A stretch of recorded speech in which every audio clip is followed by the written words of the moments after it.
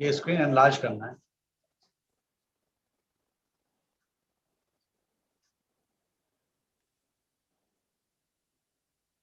एक तो stop share कर देता हूँ. Okay.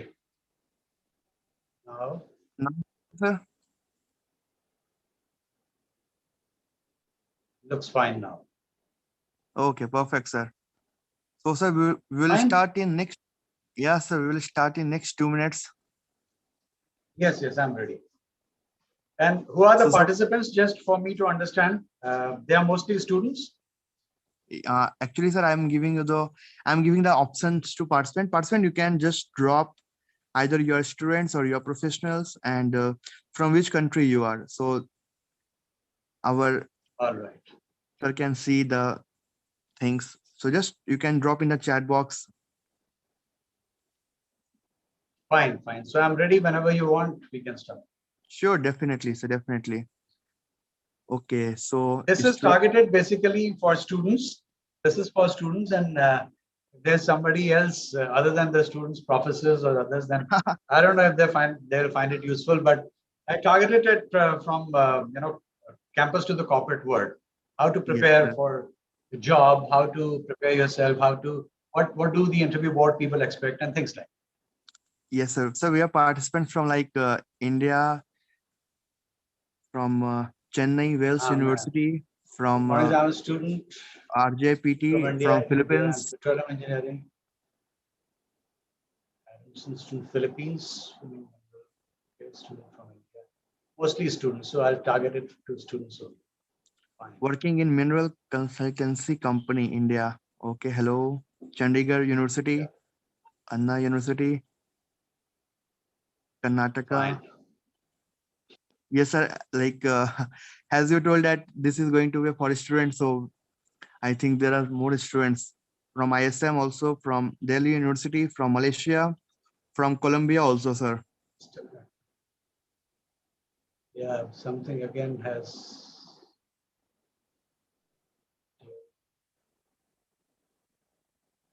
I don't know Okay, how the screen.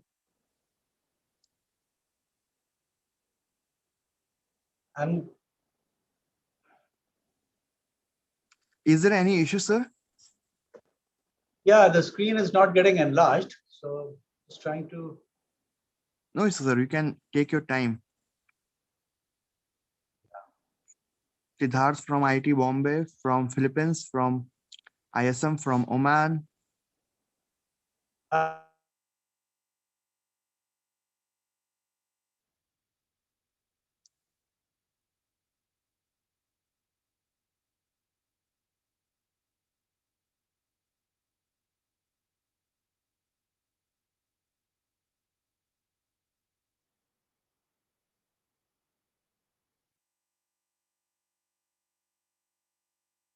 From Yemen also, we have participants. Okay, perfect.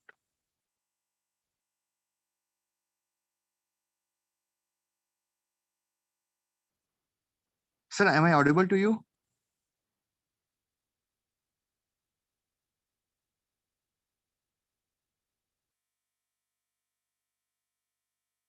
Okay, no issue, sir. We'll join again. So participant, please do share the Zoom link with your friends. Those who are interested, they can join.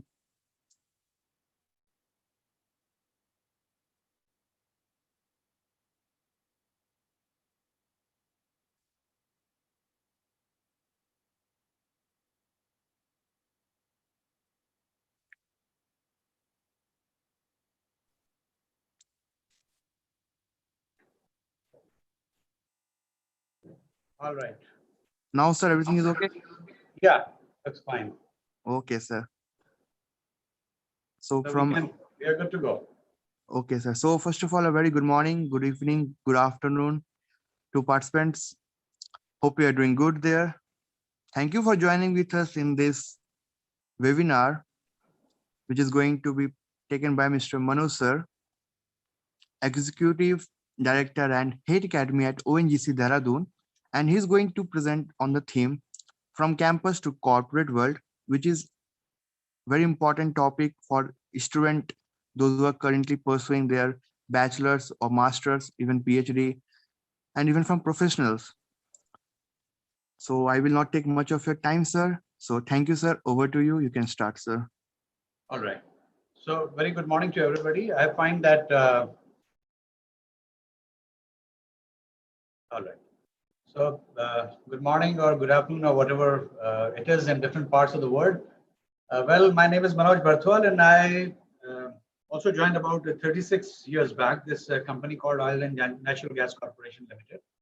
This is a public sector MNC of India, one of the largest in the country. We started in 1956, and I joined this organization in 1985.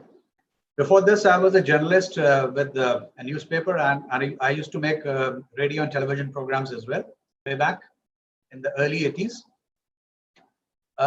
Well, like all of you, all the students, I also had to prepare, and I had, being a journalist, I thought that I've done enough in this domain, and I should switch over to something in a corporate world. So I started preparing. Initially, I started preparing for the civil services, and parallelly, I gave also a lot of exams and appeared in a couple of interviews as well. So I thought that all the students also need to know what is expected by the board when you guys appear for the interview, and your expectations might be different from the expectation of the people who are taking your interview. Am I audible? Am I clear, Nikhil? Yes, sir. You're perfectly audible, sir. All right, very well. So, well, I spent 36 years in this organization. I started from a remote area in the northeast called Assam, picked up their language, and I started working in the public relations department or corporate communications department, as you call it now. Then I went to the western part of India, which is called Gujarat. I handled a couple of assignments, including placements, promotions, and social welfare for the socially disadvantaged people. After that, I came to this place, this Dehradun, in the foothills of Himalayas, and I spent some time in the academy at a junior level, which I'm heading now before my retirement. After here, I went to Mumbai. It's a big place. I handle their contracts, offshore locations, contracts, industrial relations, and things like that. After that, I came to Delhi, and I headed ONGC's Delhi office. That's it. I am a keen golfer. I am very keen on listening to Western classical or Indian music. I write, I compare, and that's a little bit about me. But more importantly, I have two sons who are computer engineers, like most of you or all of you. They are working in Paris in a company called Ubisoft. It's a gaming company. They make computer games. I think it is second or third largest in the world. So I keep talking to my children, my sons. They keep updating me on some of the technologies, or because as you get older, you lose track of the technological advances. So I keep in touch with them. I keep in touch with this academy. This academy also teaches the young officers. So when ONGC recruits young officers, first of all, they come to ONGC here in the academy. We train them for about 6 months. We take them through different areas. Not only petroleum engineers, we have mechanical engineers, we have electronics engineers, we have people from HR, finance, production engineering, chemical engineering. So all of them come in different groups. We try to make a cohesive group out of these guys, instill a kind of a badge spirit, and then they go to work in their respective areas. So I keep interacting with them. I've been here for the last 2 years now. I have interacted with something like 1,500 of these young officers, trying to understand, how they prepared for the interview, how they got in, and I thought that this will be a good idea to share with you some of the takeaways that I have taken over a period of time. So here we go then. Well, so far all of you have prepared, academically to get into the engineering colleges or some of the professional colleges that you are in. Your journey so far was hard work, a lot of reading, a lot of developing skills, working smart, long hours of study. And that's what probably got you into the engineering colleges and other professional institutions.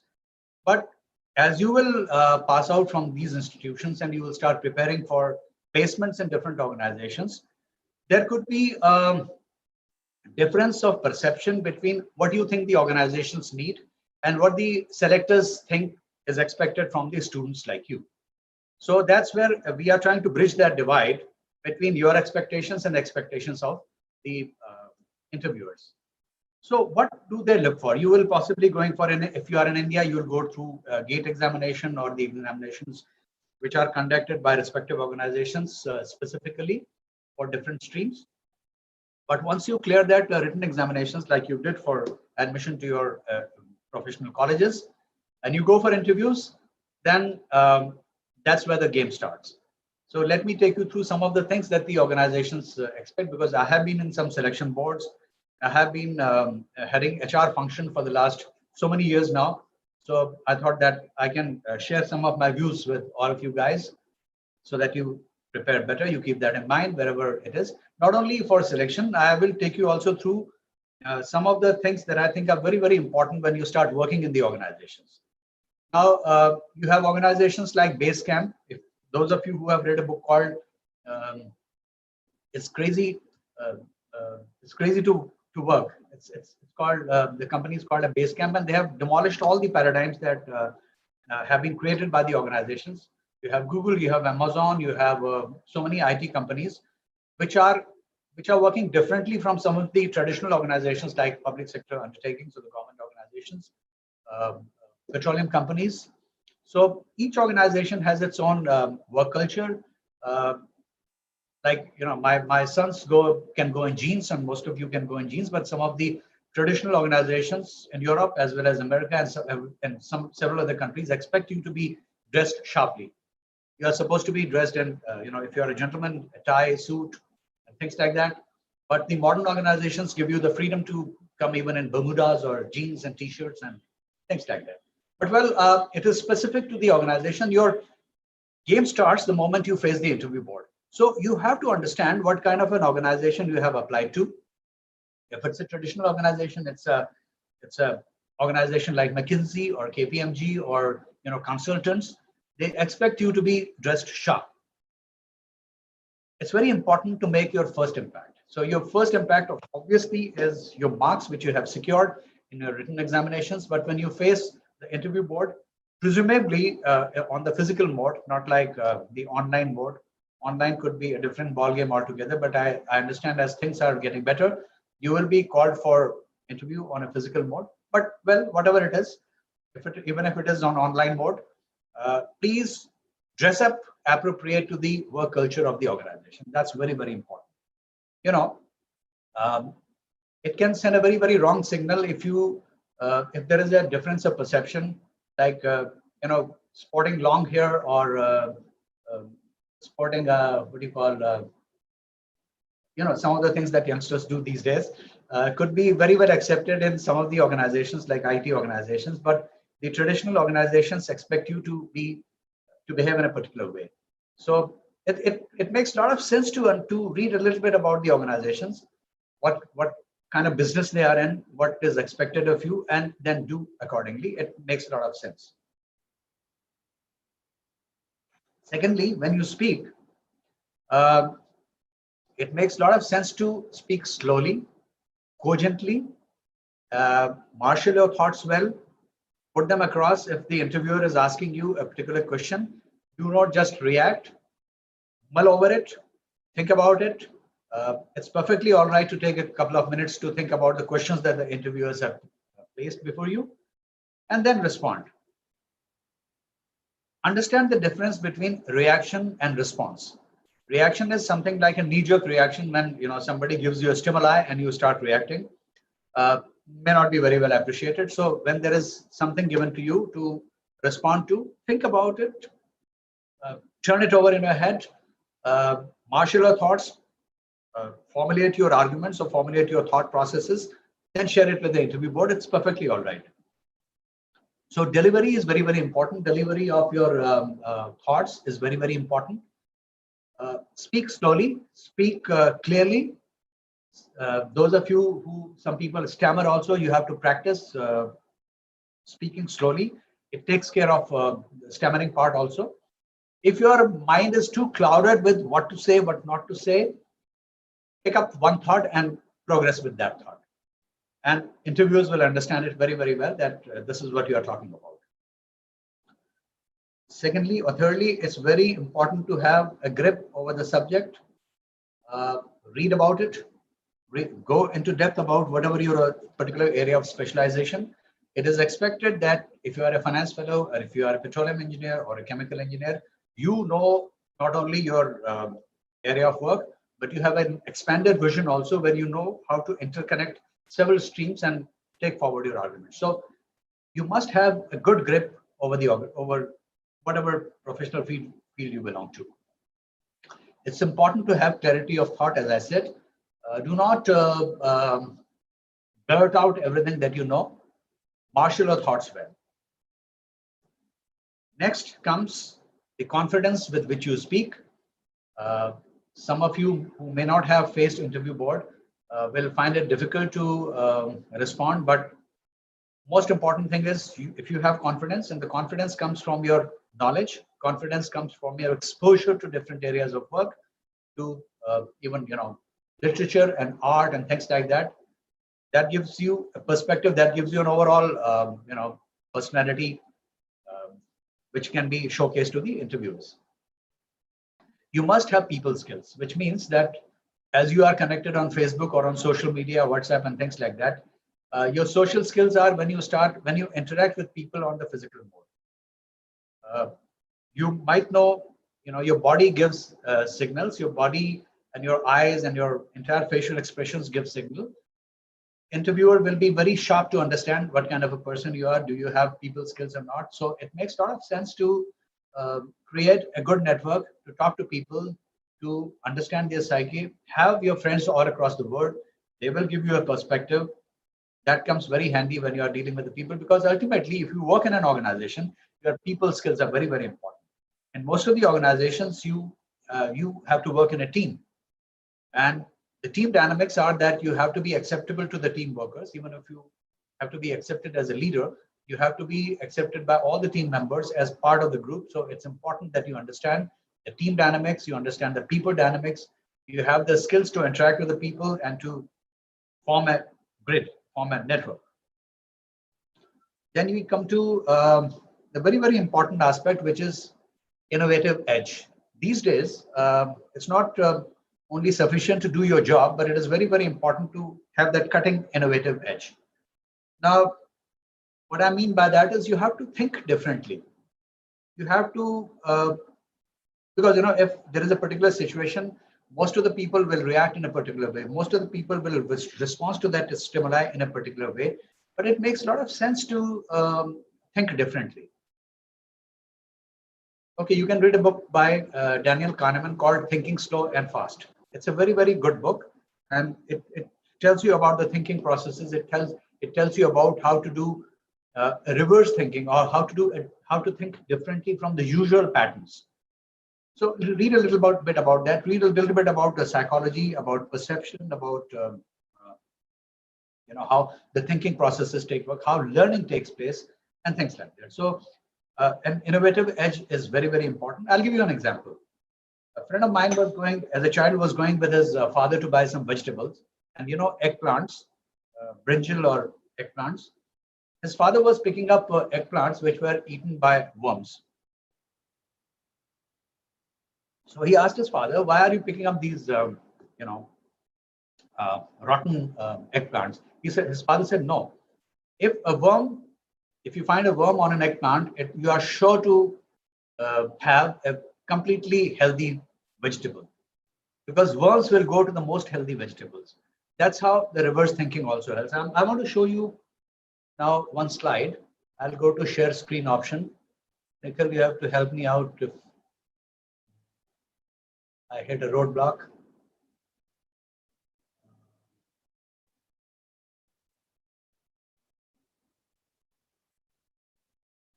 Yeah.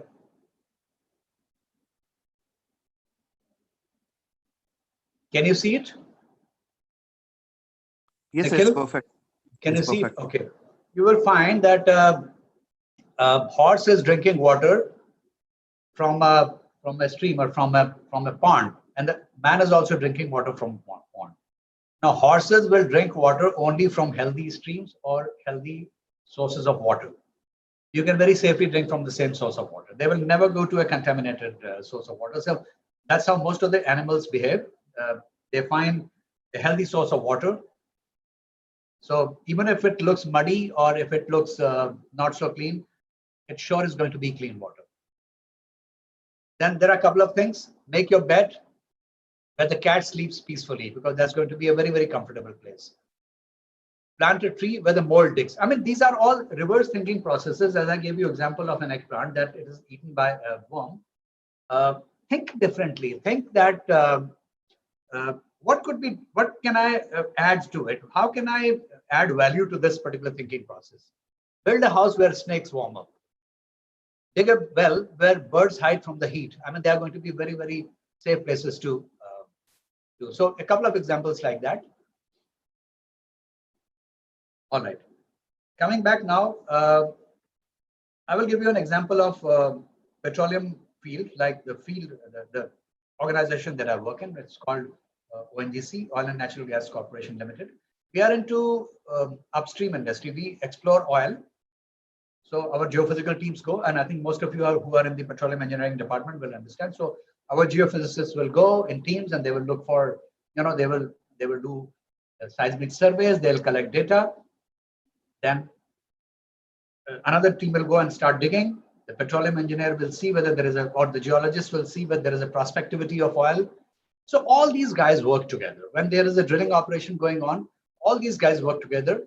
A geologist will make a geotechnical order, the order in which the drilling will take place.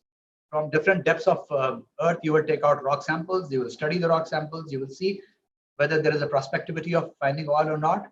Then if you do find oil, then you have to delineate that well. You have to see how much of reservoir exists there and things like that. So from the time a rig moves to a location, a civil engineer will prepare the road. The transport department or the logistics department will transport the rig. Somebody will erect the rig. Somebody will do the drilling operation. Somebody will see the rock samples. The chemist will, go to the shale shaker and take out the rock samples and see the mud consistency to counterbalance the pressure of the well and things like that. So all of us are acting as a team. Now, one mistake by somebody can result in loss of life to everybody else. So we depend on each other as a team player. If there is a success, the entire team celebrates. And my point is that everywhere in your life, you are going to work as a team. So understand the other person's perspective, develop, sympathy, develop a synergistic kind of an approach to understanding others' frame of mind.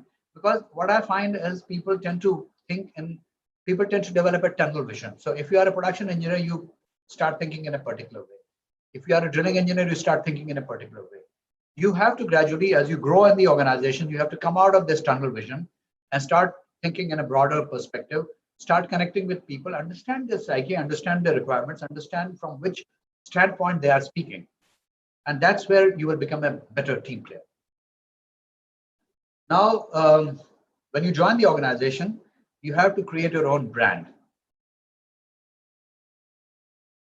What I mean is just like Coca-Cola or Pepsi or 3M have developed their own brands. You as an individual human being, or I as an individual human being, also have to develop my own brand. And the brand can be the way people perceive you.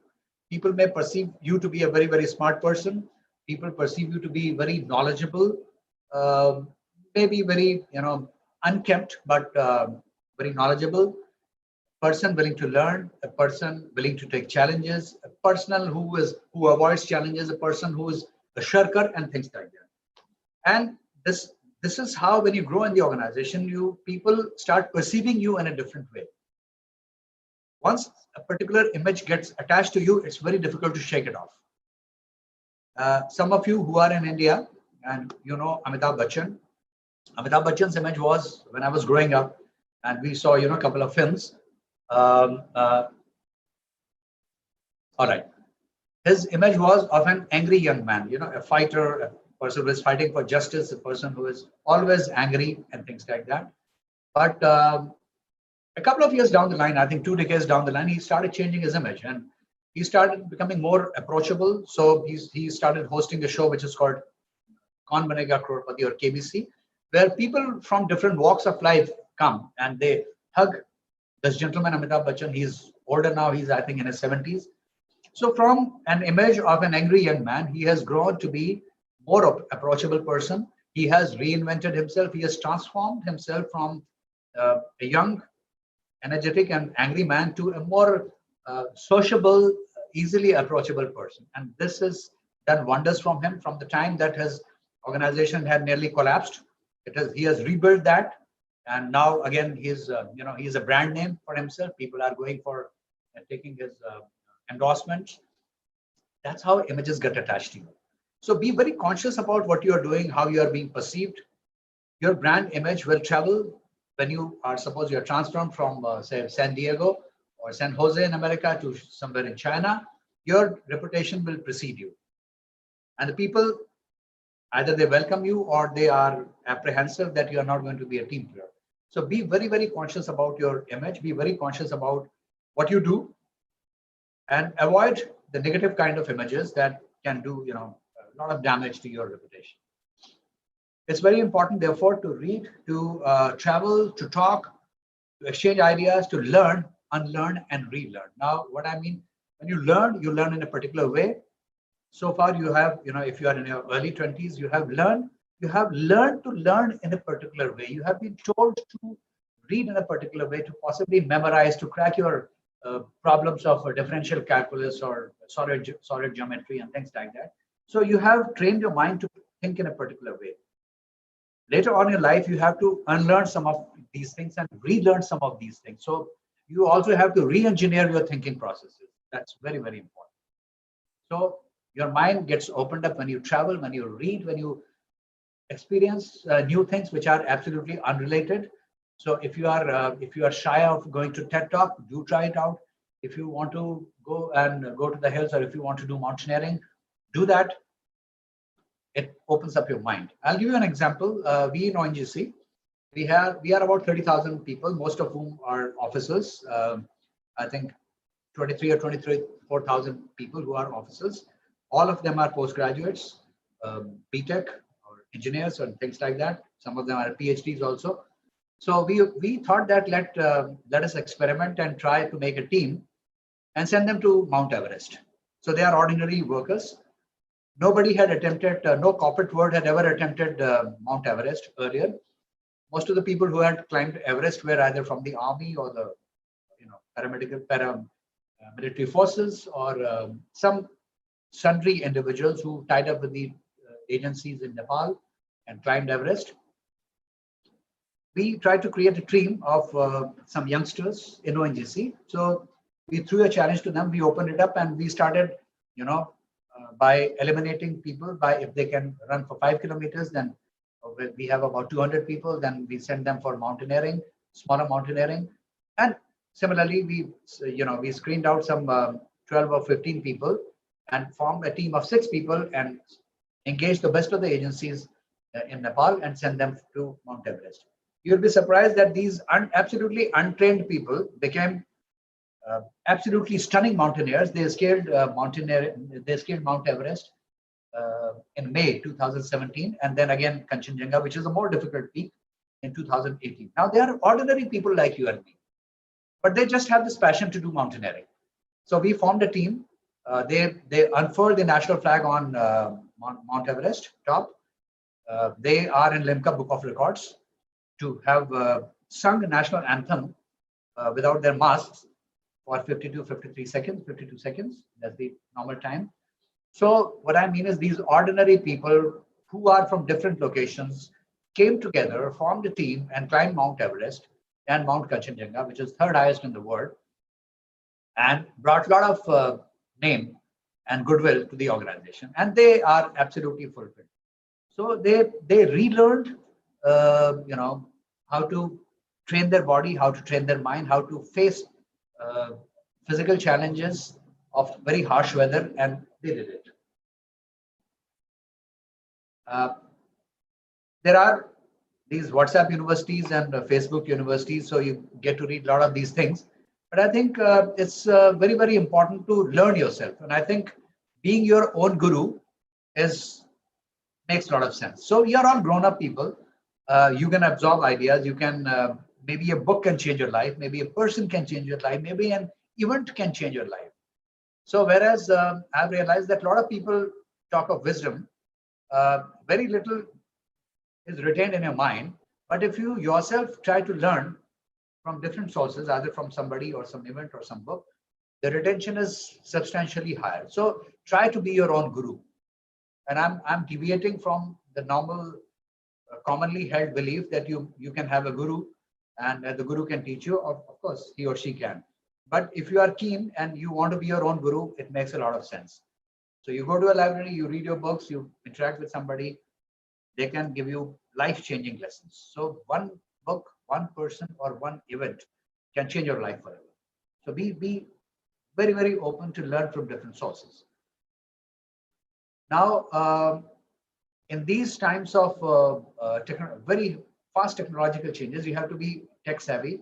You have to be in sync with the changing dynamics. Sometimes WhatsApp changes its privacy policy, and Facebook changes the privacy policy. You come out with a different platform on SAP. So technology is changing very fast. Artificial intelligence is coming in. You have to understand. You have to be in sync with what is happening. You may or may not use it. So, in the organizations also, we come across many people who are trying to sell their products to us, but we have to see whether it is suitable for my platform or not, whether it is suitable for for ethos of my people or not. So do not just jump and take it, but do experiment, do be open to accepting new ideas, to read and understand the newer technological changes that are taking place. It will take you uh, faster on the path of growth. All right. Just give me a moment. I'll pour another cup of tea for myself.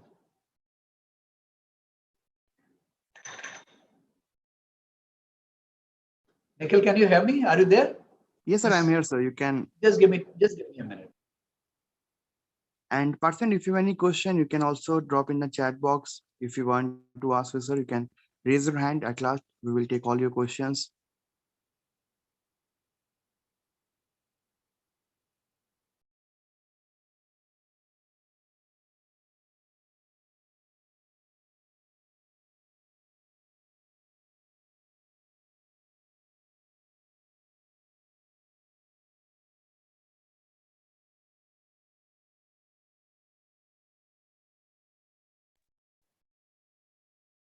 All right. So yeah, if you want to raise your questions, you can do it, and I'll take it at the end of the session. But a couple more things that I want to share with you. I hope I'm making sense to all of you. Or if you have anything in mind, do share with me, because this is an open session, and I'll be happy to answer some of your queries. Now, let me take you to another slide.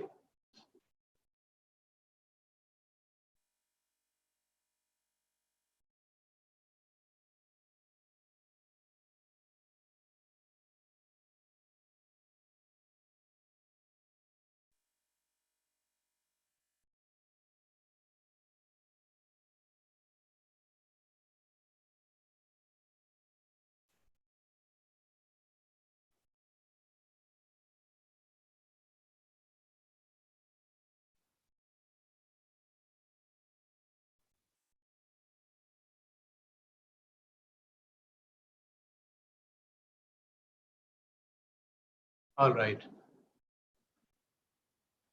Here. My take in life is that whereas competition is good, you should make yourself so capable that nobody comes near you. Now, you see a picture of a crow on an eagle. Uh, the crow is trying to peck on some of the worms that are attached to the, to the hind wings of the eagle. Now, eagle has two options. Either it starts fighting the crow because it is more powerful than the crow. Its wingspan is greater. It can easily fight off the crow. But the eagle normally does not do that. The eagle flies to a higher altitude and takes the crow to an altitude where there is oxygen is rarefied. The crow cannot breathe at a higher level, whereas eagles can, and the crow will drop off the back of the eagle by itself, or by, you know, it'll just drop off. Now, what am I trying to tell you? When you are in your professional life and where you are in a competitive world, you will find that there are a lot of people who are trying to possibly sometimes pull you down, or competing with you, or playing nasty tricks. It happens all the time in the corporate world. Now, there you have two options: either you fight it off, confront them, and that's the easy reaction. But I said that instead of reaction, you must have response. And the better response is that you make yourself so capable, and you hone your skills to such an extent that the other people stop competing with you. You are in your own horizon. So the organizations will value somebody who has not, confronted the competition, but has tried to scale up his or her own abilities to such an extent that the competition ceases to exist. So this, I think, is very, very important in life. And you are saved of spending your energy uselessly into fighting and competing with people, and confronting them. Rather than, if you use that energy in bettering yourself, it makes a lot of sense, and you rise above the competition as such. All right. There is something else that I want to show you. Stop share.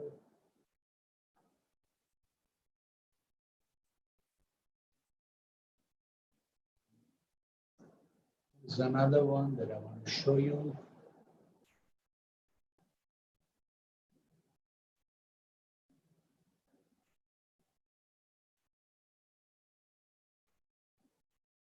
Here. Can you see it? Yes, sir. Perfect. All right. Now, all of us say, most of the organizations say that you should be built to last. But there's a counter argument is that, should you be built to last, or should you be built to change? Now, change is very, very important, and the circumstances change all the time. The dynamics, the group dynamics, the organizational dynamics, they change all the time. I'm showing you a bridge which is called Choluteca Bridge in Honduras. Now, this Honduras has, a problem with the flooding. They have this river called Choluteca, and they wanted a great bridge to be built on this river.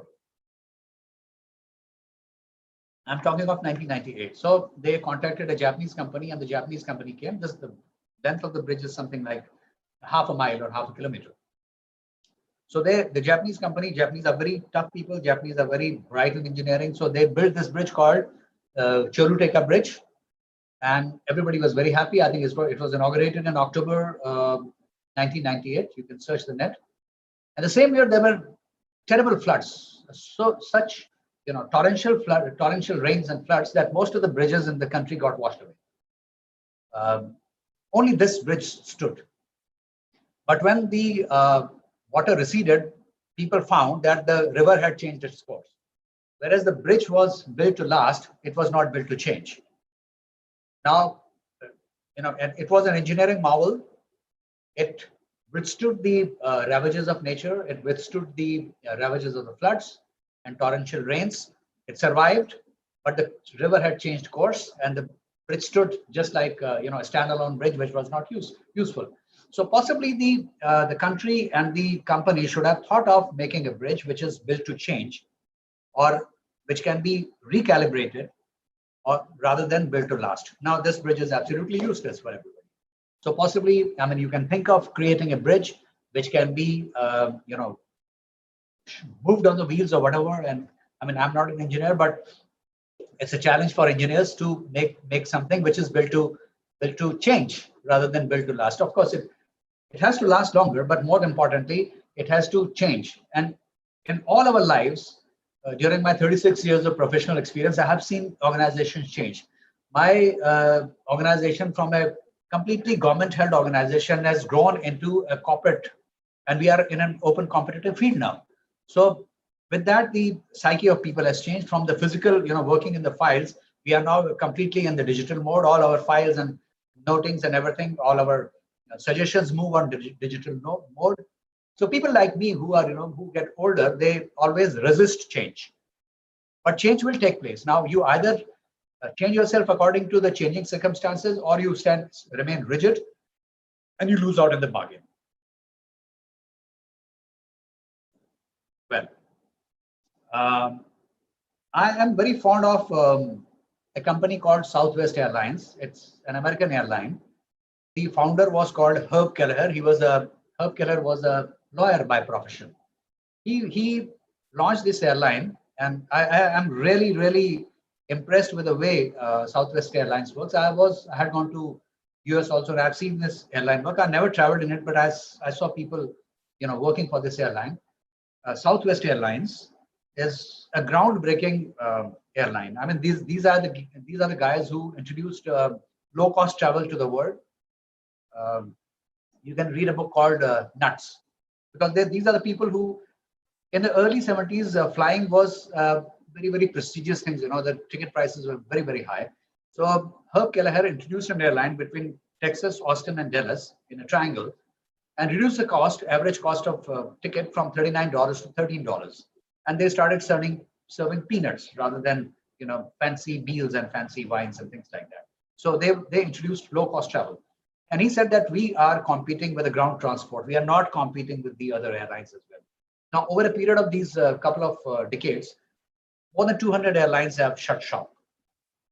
Even post 9/11 attack in US, several airlines, wound up. But Southwest Airlines is the only airline which is still surviving, doing good business.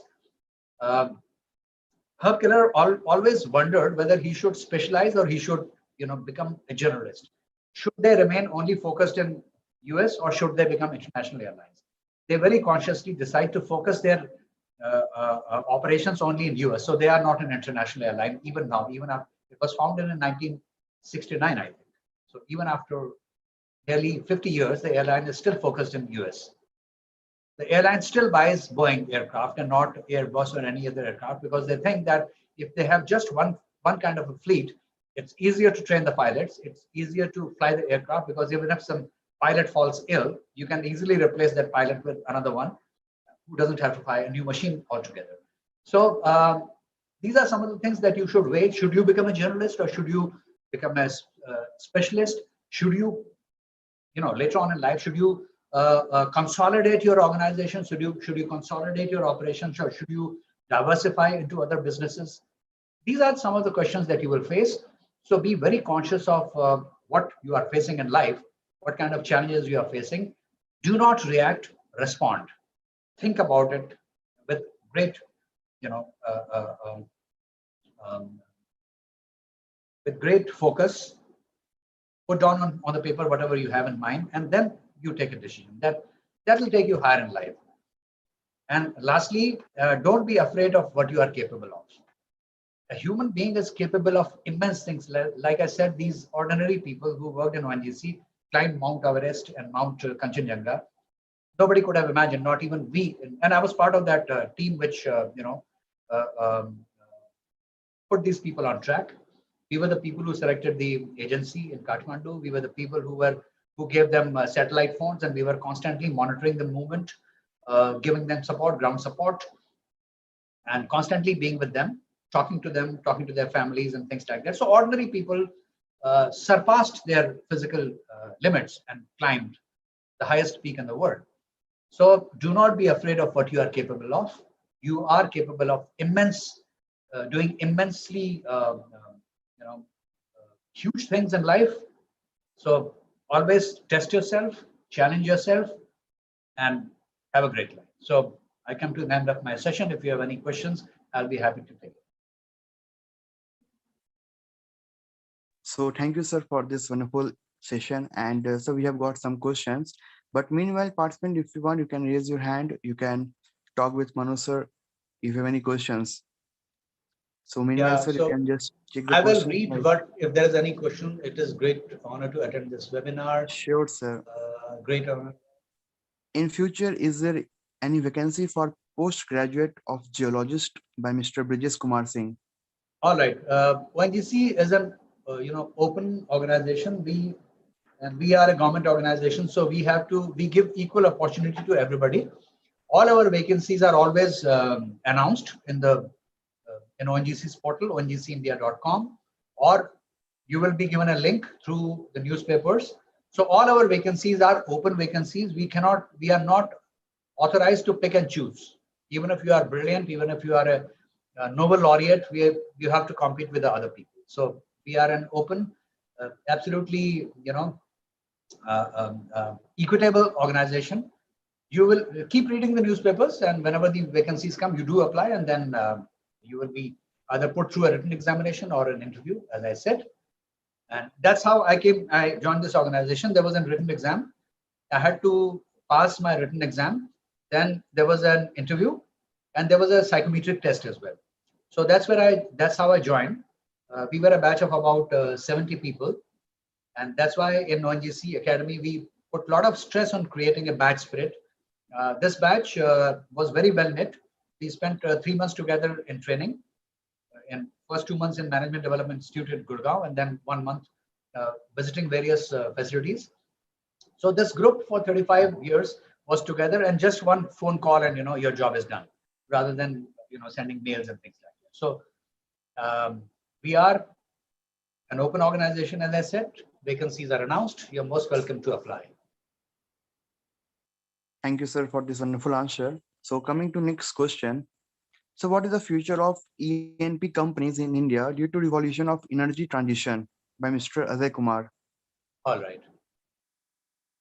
See, we are in a changing dynamics, and obviously most of the companies will also change now post Paris Agreement, which talks about energy transition. All the companies in the world, not only in India, have taken note of that. And some of the advanced countries like Norway have said that we will not be going for any exploration anymore. But they have set their target of completely migrating from the fossil fuels to the cleaner energy sources in 2050. So they are even everybody has given at least 30 years for energy transition to take place. And in India, we have a huge, thermal, we have a huge coal mix and fossil fuel mix. So, and I think the green energy portfolio is just about 2 or 3% in India, solar energy, wind energy, and things like that.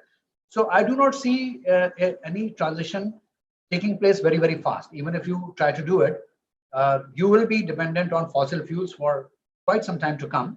So you can make it more energy efficient. You can, get more bang out of every molecule of the fossil fuel, hydrocarbon. But I think we are here to stay for quite some time. Thank you, sir. So next question. Sir, what will be the reason that ONGC is not recruiting the students who qualified the gate from last 15 to 20 months? What is the reason behind that? Yeah, the reason is very obvious. That due to COVID situation, we were facing a lot of problems, and it was even becoming difficult to run our operations.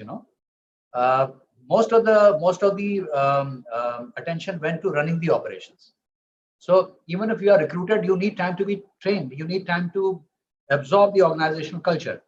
So that's primarily the reason. And then you have to keep assessing what is your requirement as of now. So yes, I think it was on hold, but those of you who are looking forward to it, I received some queries on LinkedIn as well, and I had contacted my my colleagues, who are handling the HRD functions, and they said that yes, we are constantly reviewing the situation, but something or the other keeps happening. Then second wave comes, and then offices are shut, and things come to a standstill. So we are constantly taking a look at what best we can do. But yes, of course, whenever these vacancies are announced or we are recruiting, you are most welcome to participate. Sure, sir. Thank you, sir, for this answer. So next question. What is the future of oil and gas industry? Those who are currently graduating this year, or I think I've already answered this about energy transition. Sir. So there's another question. What is the biggest mistake students often do in their interviews? What is your suggestion, sir, for avoiding this kind of mistakes? The biggest mistake people do is taking the organization and the interview board for granted, thinking that you are smarter than them.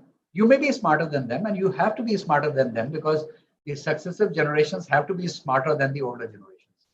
But underplaying the ability of the interviewer, or trying to bluff them, is, I think, the biggest mistake people do.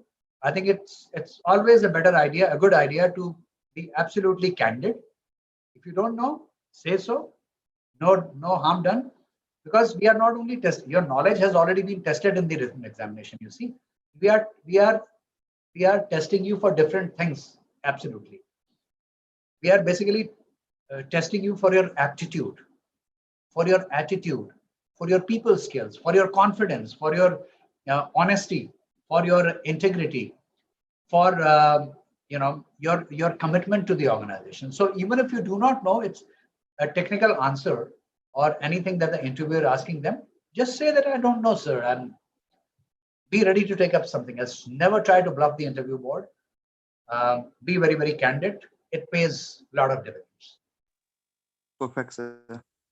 So next question from Siddharth. Sir, the news is constantly coming about this investment. What's your opinion on it?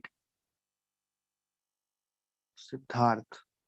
See, it is not proper for me to comment about the decision of the government, because, after all, the ministry and the government of India is still a stakeholder in ONGC. So, whenever the decision is taken, it's a very, very considered decision taken by a group of secretaries or group of highly competent people for the benefit of the country. After all, ONGC is working for the benefit of the country. So, if it is any decision is in the larger good, we must always welcome. Thank you, sir. So I think there's no more questions. So participant, if you have any question, just you can raise your hand. You can raise hands and you can unmute them and I can take Sure, it sir, up. they can interact. But I think the persons are really shy. So person, don't worry about that. Please, if you have any questions, you can just raise your hand. You can Yeah, talk with being shy will not take you farther. Be that's why, candid. sir. Yeah, you should be. Just You think should that you be. are in interview board and he's the interviewer. So just you can raise your question and it will really boost your confidence. So please don't hesitate in that. Your mind should be always thinking of new things. Even when you're talking or you are Actually, sir, I was also listening to. shy, but now it's not. So, participant, if you have Yeah. any question, just you can raise your hand and try to ask questions. If you have any questions One in more your thing I mind, want to tell you. One more thing I want to tell you. Nobody teaches you better than the failures in life. Successes don't teach you anything. So whenever you fail in life, that's the point to enrich yourself. That's the point to stop, think, realign your strategy. Uh, Take a look at what you are doing so far. What kind of mistakes have you made? You will come out a better person. You'll come out a stronger person. So learn from the mistakes. agree, sir, 100%. So, person, still we have 5 to 6 minutes. If you have any question, just you can Yeah, raise your yeah, I'm hand. available. Sure, sir, that's why. Even otherwise, if those of you who want to connect with me, I'm available on LinkedIn. If you want to send me a mail, uh, Nikhil has got my mail ID also. I'm always open, and this is the time when, after 36, 37 years of service, I wish to transfer whatever I know, want to share with you, because, I feel that there is nothing better than sharing your life's experience with others, Definitely, rather sir. than reading from the book or giving you some, hyped up management jargon. I think if you just talk about how the journey has been, what kind of challenges we have faced, and what is the takeaway, I think it makes a lot of sense to people. So one question I'm getting rap means constantly, like sir, those who are graduated but they are unemployed. So from where they can start? From there they can start their role in their corporate world, how they can start their journey. I don't get your point. Can you repeat it? Like I said, those students who has graduated this year or last year but they are unemployed, sir, because of this COVID situation. So how they can start their journey in the corporate world, or how they can start earning? So this is a very important question nowadays, sir, from the parties students, those who are Yeah, that's graduating, true. because But you see, the economy is opening now, and the numbers have gone down substantially. After all, you are not as just as you are looking for a job, the organizations are also looking for human resources. So it's just not your problem to look for a job. It is the organization's problem also to look for the people. And that's where both of you meet, both of us meet. as the economy opens up, the organizations are also facing huge challenges because they are suffering losses. They want to scale up their operations. They want to engage more people. They want to scale up. So hopefully, the situation will change. Just be open, be very, very perceptive. Keep listening. Keep checking websites. Keep your network open. I'm sure things are going to improve in times to come. Okay, so one more question. There are lots of colleges in India is offering like petroleum engineering in bachelor's or in master's or in geologist, but there's no company. One question I got from Ravi Teja, sir, our campus don't have ONGC campus interviews. Is there any way for getting campus placement? Which is that interview? Which is that campus? Ravi Teja, I think you are from Wales University. Am I right? All right. See, Yes, sir. there are now hundreds of colleges in the country. And we can't go to every college for campus placement. And as much as possible, we try to go for open competition where anybody from any institute with the basic qualification can apply. But as far as campus placements are concerned, uh, the board of ONGC takes a decision after every 2 years that this year we are going to go to these institutions, and that is based on the reputation of the college, the input from different sources, and the wisdom of the old board of ONGC. They decide a list of say 8 to 10 colleges in a particular year, or some of the colleges like ISM Dhanbad where we have chairs, we have professor chairs. So we have been in association with most of these colleges. So we go to IITs, we go to IIMs, we go to ISM Dhanbad, we go to some petroleum colleges also. But that decision is taken by the board of ONGC depending on the reputation and the relevance of those colleges to ONGC's operations. So possibly we can't go to every college. For those students, we go for open competition. So you are always free to apply and compete. Yeah, All that's right. true, sir. Now, there are two questions, sir. Is any ONGC looking for cleaner alternative to petroleum? Yes, I have already applied. ONGC might be creating a vertical for energy transition. It is absolutely under focus.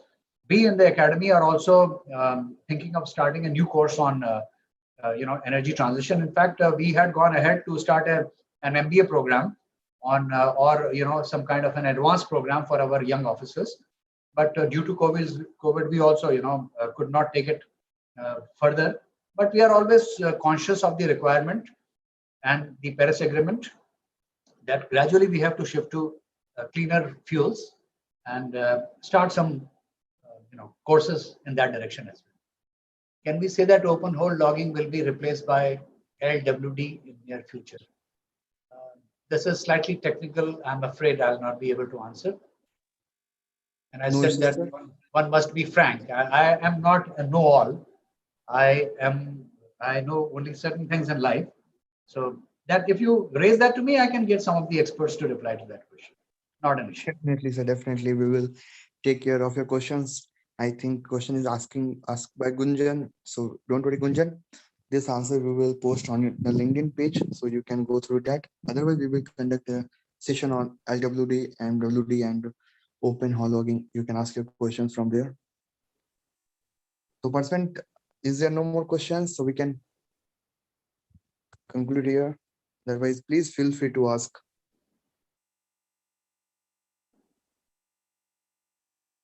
I think they have exhausted their questions. So let me wish you all the best.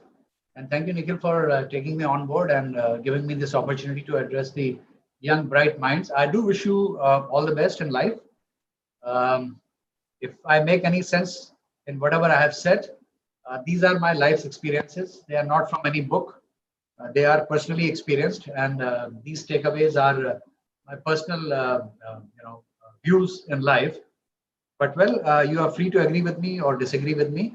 Everybody has his own life's journey. So I wish you good luck. I thank you for your patience. Have a great day. Continue to stay safe. Get yourself vaccinated and have a great life ahead. So thank you very much. Thank you so much, sir. Thank you so much. Really, it's pleasure to host you on our first anniversary of Petroleum Engineers Association. And meanwhile, participant, please do share your feedbacks. And if you have any question, you can just drop to me personally. We will get back to your answer within 7 working days. So at last, thank you, sir, and thank you, participants. Thank you very much. Take care, sir. Bye bye. Bye.